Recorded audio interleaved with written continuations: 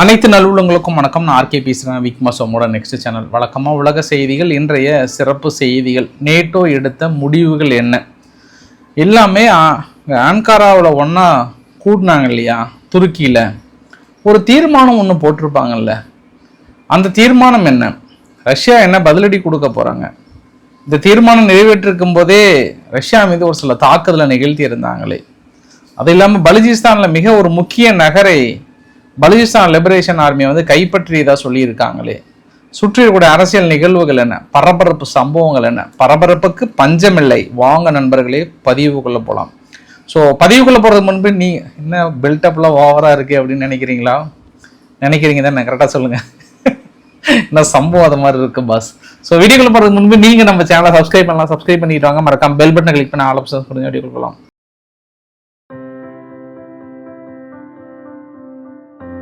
முதல் பதிவு பெரிய வைரலாக இருந்த பதிவு. மகாராஷ்டிராவில் ராய்காட் அப்படின்ற ஒரு பகுதியில் கனமழை.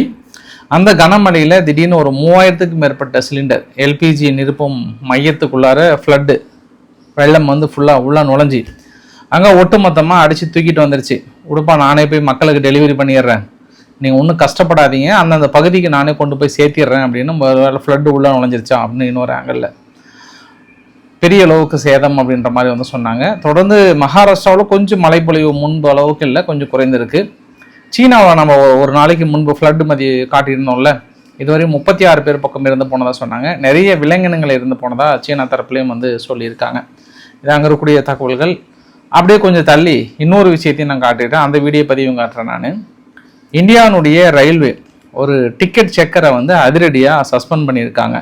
நந்திகிராம் எக்ஸ்பிரஸில் ஒரு கப்பல்ஸ் கொஞ்சம் ரொமான்டிக்காக புதுசாக ஒரு ஃபர்ஸ்ட் நைட்டை செலிப்ரேட் பண்ணலாம் அப்படின்ட்டு ஒரு ஏசி கோச்சை டெக்கரேட் பண்ணியிருக்கிறாங்க. அந்த ஏசி கோச்சை டெக்கரேட் பண்ணது இல்லாமல் அதை வீடியோ எடுத்து வெளியிட்டாங்க பாரு, அங்கே தான் மாட்டிக்கிட்டாங்க.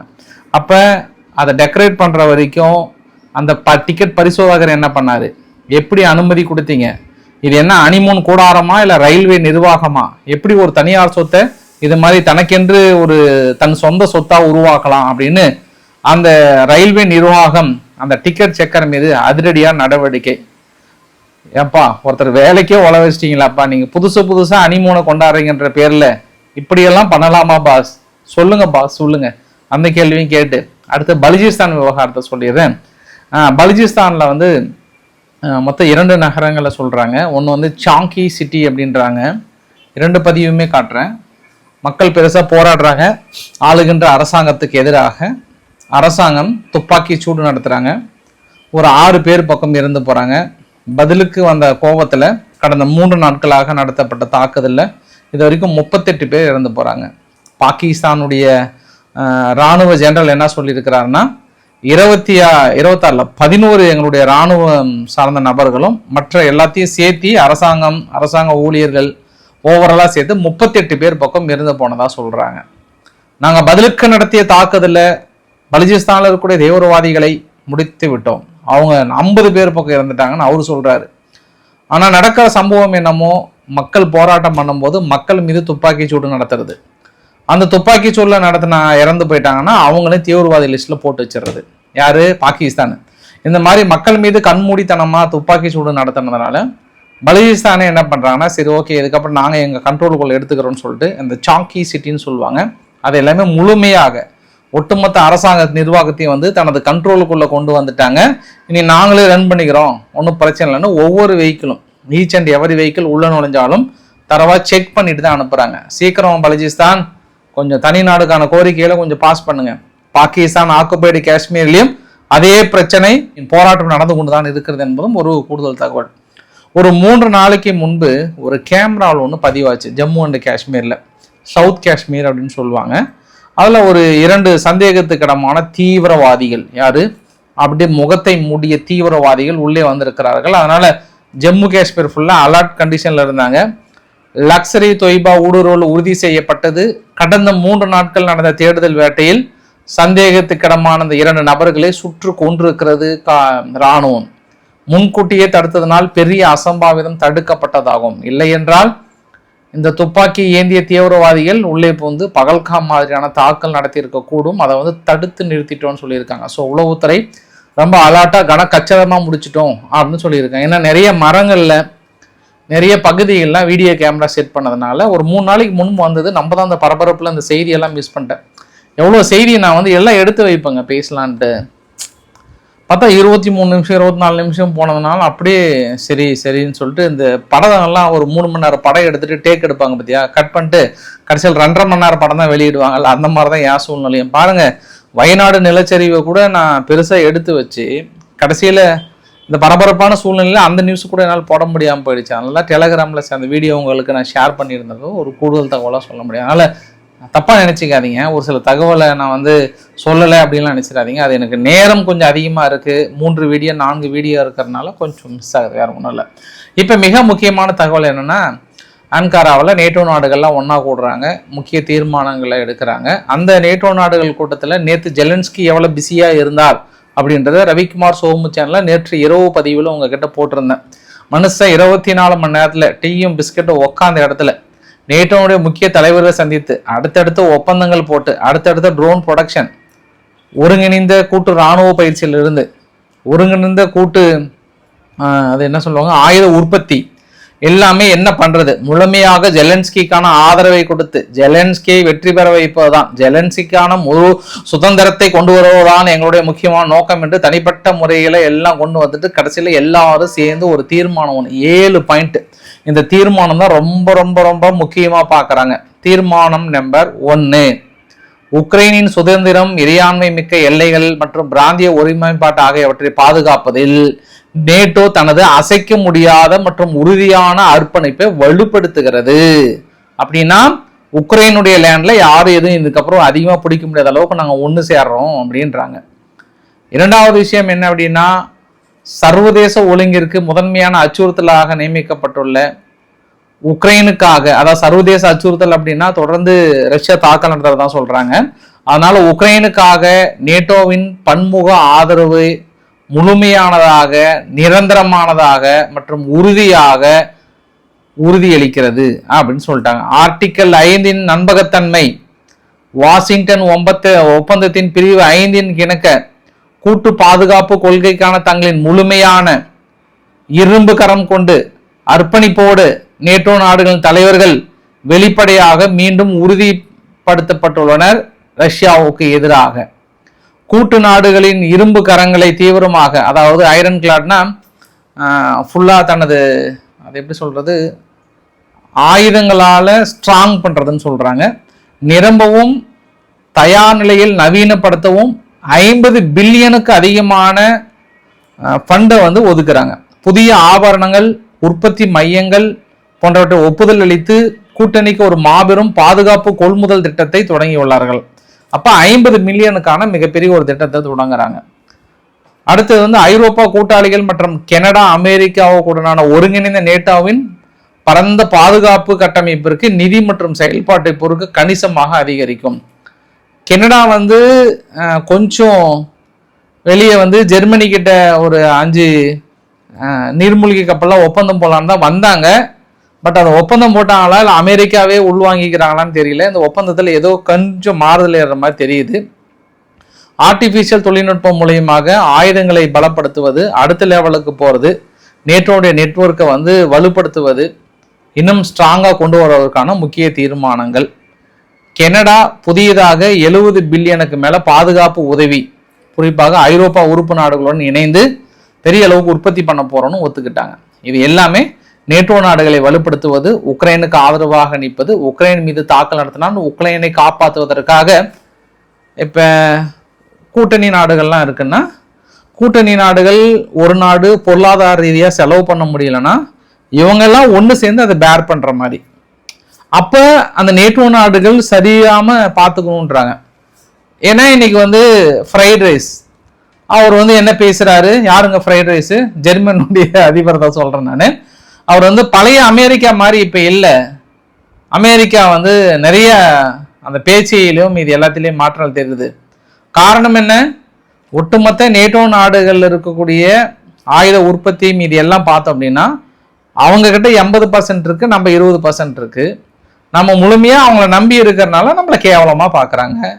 இது எல்லாம் என்னைக்கு மாறப்போகுது, என்னைக்கு நம்ம வலுவடைய போறோம்? எப்போ நம்ம வளர்த்த போகிறோம்?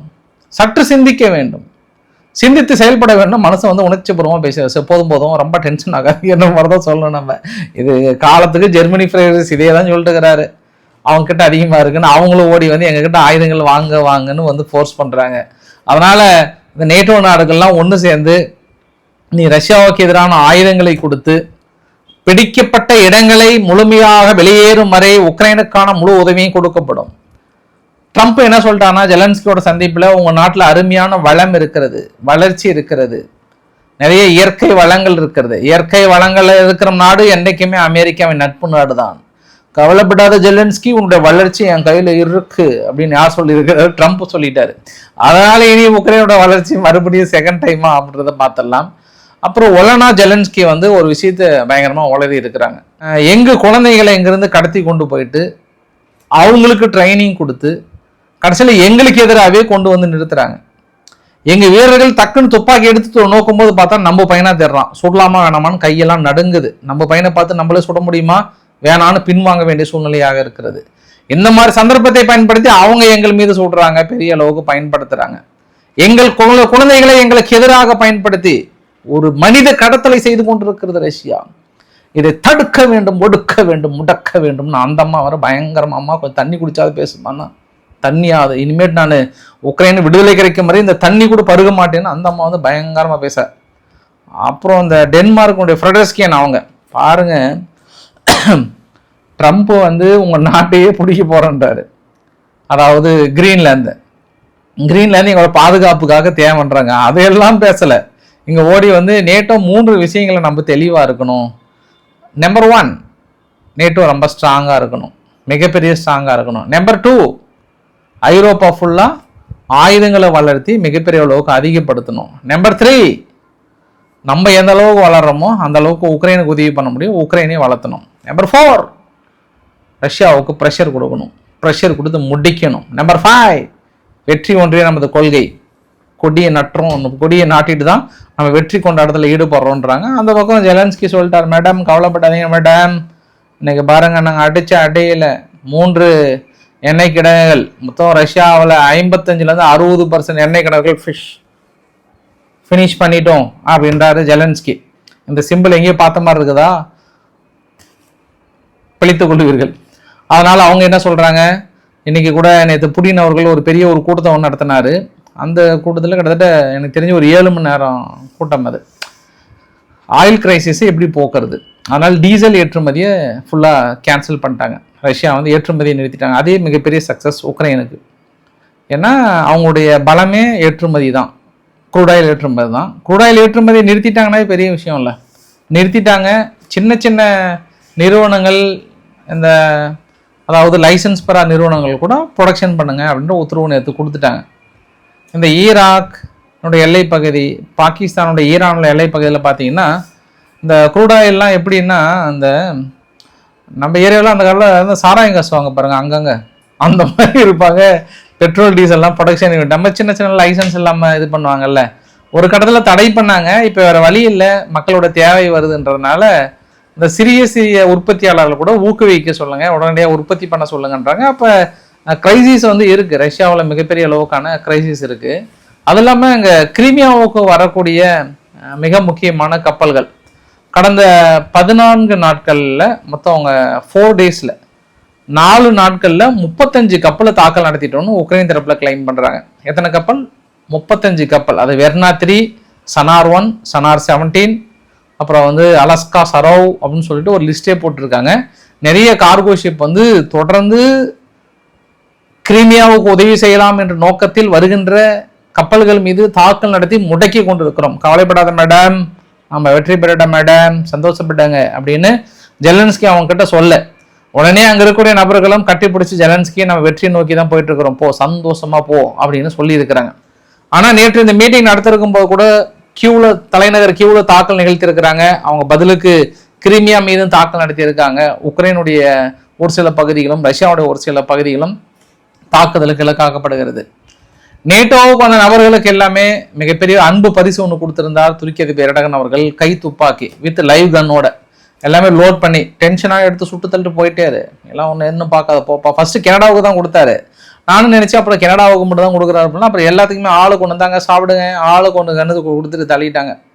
இந்தாங்க ஆளு கொண்டு போய் அங்கங்கே கோவம் வந்து அங்கங்கே சுட்டு தள்ளுங்க அப்படின்னு கொடுத்துருக்கிறாரு. கன்னு, லைவ் கன்னு வந்து கிஃப்டாக கொடுத்துருக்கிறாரு. அதில் கனடா என்ன பண்ணிட்டாங்க, இந்த அன்காராவில் முடிஞ்சு அங்கிருந்து நேராக சவுதிக்கு போயிட்டாரு கார்னி அவர்கள். 26 வருஷத்துக்கு அப்புறம் கனடா சவுதியில் தரையிறங்குறாங்க. சவுதியில் தரையிறங்கி மிகப்பெரிய ஒரு விஷயமா பார்க்குறாங்க நம்ம. அது இல்லாமல் சிரியானுடைய பிரசிடென்ட் அகமது அல் சஹாரா அவர்களும் ட்ரம்போட சந்திப்பு. சிரியா மீது இருக்கக்கூடிய தடைகளை நீக்க வேண்டிய நேரம் வந்து விட்டது. You R A good boys, very very good boys அப்படின்னு அந்த குட் பாய்ஸுக்கு வந்து அங்கீகாரத்தை கொடுத்துருக்கிறார். அவரும் வந்து பெரிய அளவுக்கு சந்தோஷமா இருக்கிறாரு. அதிலும் குறிப்பாக வெனிசுலா அந்த அந்த சம்பவம் முடிஞ்சிருச்சுங்க. அடுத்த சம்பவத்துக்கு வரேன் நான். வெனிசுலா வந்து யூகேவுக்கு ஒரு கடிதம் எழுதியிருக்கிறாங்க. அப்பா சாமி, நல்ல நாடுகளே, நாங்கள் 2018 ஒரு 30லேருந்து 31 டன் கோல்டு ரிசர்வ் எங்கள் நாட்டில் கொஞ்சம் சேஃபாகலன்னு சொல்லிட்டு உங்கள் பேங்க் ஆஃப் இங்கிலாண்டில் டெபாசிட் பண்ணோம். 2018க்கு அப்புறம் என்ன பண்ணிட்டாங்கன்னா இவங்க பொருளாதார தடையை போட்டாங்க. 2018க்கு முன்பு பொருளாதார தடையை போட்டு இடையில நிக்கோலஸ் மதுரா அவர்கள் வந்து கேட்டார், எம்மா நாங்கள் ரிசர்வ் பண்ண கோல்டு நாங்கள் எடுத்துக்கலான்னும் போது பேங்க் ஆஃப் இங்கிலாந்து மறுத்துட்டாங்க, ஆட்டையை போட்டாங்க.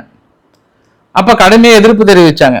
அது இன்றைய மதிப்பு 2 பில்லியன்லேருந்து 5 பில்லியன், 30 டன் தங்கன்னா நினைச்சு பாருங்க பாஸ், நினைச்சு பாருங்க. இன்னைக்கு ரோட்ரிகஸ் அவர்கள் நாங்கள் தான் தடையை நீக்கிட்டாங்களே, அமெரிக்கா வேறு எங்கள் க்ளோஸ் ஃப்ரெண்ட்ஸாக இருக்காங்களே, நான் வந்து அமெரிக்காவுக்கு ஒரு கடிதம் எழுதிட்டாங்க, இவங்க யூகேவுக்கு ஒரு கடிதம் எழுதிட்டாங்க. 2 தடவை தொடர்ந்து வெனிசுலா பாதிக்கப்பட்டிருக்கு. அதனால எங்களுக்கு கொஞ்சம் பார்த்து சூதானமாக கொஞ்சம் ரிலீஸ் பண்ணி விட்டுருங்க. இதுக்கு மேலேயே வந்து வைத்திருப்பது வந்து ஏதோ உள்நோக்கம் இருக்கிற மாதிரி எங்களுக்கு தெரியுது, கொஞ்சம் ரிலீஸ் பண்ணி விட்டுருங்கன்னு சொல்லியிருக்காங்க. இது கிங் சார்லஸ் அவர்கள் முடிவு எடுப்பார். ஏன்னா ஏற்கனவே கிங் சார்லஸ் அவர்கள் கொடுத்துடலாம் தான் நினைச்சாராம். இல்லைப்பா வேண்டாம், இந்த மாதிரி யூகே ஒரு காலமும் அடுத்தவங்க சொத்தை நினைக்கவே மாட்டாங்க, நாங்களாம் அப்போ இருந்தே அப்படின்லாம் ரொம்ப நேரம் பேசினாராம். சரி வயசாயிருச்சு, கொஞ்சம் ஓரமாக உட்காருங்கன்னு அப்பயே உட்கார வச்சுட்டாங்களாம். இப்போ கொடுக்க போகிறாங்களா என்னன்னு தெரியல. கொடுக்கலனாலும் அமெரிக்கா விட மாட்டாங்க. அமெரிக்கா கண்ணு உறுத்த ஆரம்பிச்சிருச்சு. ஏன்னா ஒன்று அவங்ககிட்ட இருக்கணும், இல்லைன்னா யாருக்கிட்ட இருக்கக்கூடாது. இப்போ அமெரிக்கா என்ன பண்ணுவாங்கன்னா இந்த கோல்டை வாங்கி அவங்க பேங்க்ல ரிசர்வ் வச்சுட்டு அங்கேருந்து வந்து கொடுப்பாங்க. நாளைக்கு முன்ன பண்ணாலும் அவங்க கண்ட்ரோலுக்கு வந்துடும்ல. எப்படி பாஸ் இவங்க பிரான்ஸ் அப்புறம் இவங்கெல்லாம் பெருசாக அங்கே கோல்டு உற்பத்தி நிலைகள் கூட கிடையாது, ஆனால் இவங்க தான் வேர்ல்டுலேயே கோல்டு ரிசர்வ் வந்து அதிகமாக வைத்திருக்காங்கன்ற ஒரு கூடுதல் தகவல். பிரதமர் மோடி அவர்கள் இந்தோனேஷியாவோட பயணத்தை முடிச்சுட்டு அடுத்தடுத்த அக்ரிமெண்ட்லாம் போட்டு இந்தோனேசிய பிரதமர் ஒரே புகழ்ச்சி மலையில் இருந்தார். ஆஸ்திரேலியா போயிருக்கிறார், அல்பனீஸ் அவர்களை சந்தித்திருக்கிறார். அங்கே மிக முக்கிய ஒப்பந்தங்கள் ஃபாஸ்ட் ட்ராக் அடிப்படையில் சிஇசின்னு சொல்லுவாங்க, நியூக்ளியர் எனர்ஜி, கிரிட்டிக்கல் மினரல், இன்னும் லாங் டேர்ம் ஸ்ட்ராட்டஜிக் பார்ட்னர்ஸ்லாம் மேபி ஆயுதங்கள் வாங்குவதற்கான வாய்ப்புகள் இருக்குது. இது மாதிரி அடுத்தடுத்த அக்ரிமெண்ட்லாம் போடுறாங்க. பெரிய ஒரு அச்சீவ்மெண்ட்டாக பார்க்கலாம். இப்போ ஆஸ்திரேலியாவுடைய பிரதமர் அல்பனீஸ் அவர்கள் என்ன சொல்கிறாருன்னா, இந்தியா ஆஸ்திரேலியா 1+1 ரெண்டையும் கூட்டினீங்கன்னா 2, அப்படின்லாம் இந்தியா அமெரிக்கா 1+1 ரெண்டையும் சேர்த்தீங்கன்னா 11 அப்படின்னு அடுக்குமொழியில் பேசணுன்னே தலைவா போது தலைவா. ஏன்னா இந்தோனேசியாவில் போயிட்டு பிரதமர் மோடி அவர்கள் அங்கே இந்தியா ஜனவரி 26 வரும்போது 2+6 8, அப்புறம் இந்தோனேசியா பிரதமரோட பர்த்டே அது 8, 1+9 19, 1+7 சம்திங் 8 கூட்டி கழிச்சு பார்த்தீங்கன்னா 8 மனித வாழ்க்கை பிரிச்சுக்கோ அப்படின்னு இந்த ரஜினி படத்தில் பாட்டு வருது இல்லை, அந்த மாதிரி தத்துவத்தை தலைவர் வந்து அள்ளி வீச உடனே அங்கே இருக்கக்கூடிய எப்பா எதெல்லாம் பேசுறீங்க, என்னப்பா இந்த ரேஞ்சுக்கு பேசுறீங்களேன்னு நினைக்க மறுபடியும் அதை வந்து ஆஸ்திரேலியா பிரதமர் அல்பனீஸ் அவர்கள் நோட் பண்ணிட்டு, தலைவரே உங்களுக்கு நான் டஃப் கொடுக்குறேன் பாரு அப்படின்ட்டு இந்தியாவும் ஆஸ்திரேலியா 1+1 ரெண்டையும் கூட்டினா 2 அப்படின்னு அவர் சொல்ல, இல்லை 2 1 1 11 இவர் சொல்ல, எப்பா போதும்பா நம்ம கையெடுத்து கும்பிடு. அந்த அளவுக்கு ஒரே வார்த்தை ஜாலங்களாக இருக்கிறது இந்த கூட்டுக்கணிக்கை பாருங்க. நீங்களும் நானும் 1, 2 பேரும் 1 கூட்டினா 2, நம்மளுக்கு ஒன்று நம்ம கூட மேட்டு எங்கே பார்த்தாலும் இந்த கணக்கு சொல்லலாம்னு நினைக்கிறேன். அது என்ன கணக்குன்னு எனக்கும் தெரியல. நிறைய பேர் வந்து சொல்லுவாங்க வண்டி நம்பர்லாம் கவுண்ட் பண்ணி இது நல்லது இது பாசிட்டிவ் அப்படின்லாம் சொல்லுவாங்க. எனக்கு பெருசாக அதில் எதுவும் நம்பிக்கை இல்லைன்னு நினைக்கிறேன் நான். ஆஸ்திரேலியாவில் பிரதமர் போயிருக்கிற அதே சமயத்தில் பாகிஸ்தானுடைய ஒரு சில கேங் என்ன பண்ணியிருக்காங்க, ஆஸ்திரேலியா உமனை வந்து கொஞ்சம் கேங் குரூமிங் மாதிரி பண்ணியிருக்காங்க. அதனால் தேடி பிடிச்சி கைது பண்ணி வச்சுருக்காங்க.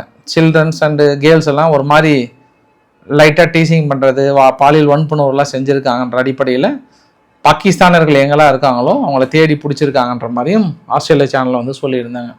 வீடியோ நிறைவு பகுதியில் நம்ம இந்தியா மேக் இன் இந்தியா கான்செப்டில் long range Pinaka long range guided rocket வந்து சந்திப்பூரில் டெஸ்ட் ஃபெசிலிட்டிஸ் பெரிய அளவுக்கு டெஸ்டிங் எடுத்திருக்காங்க.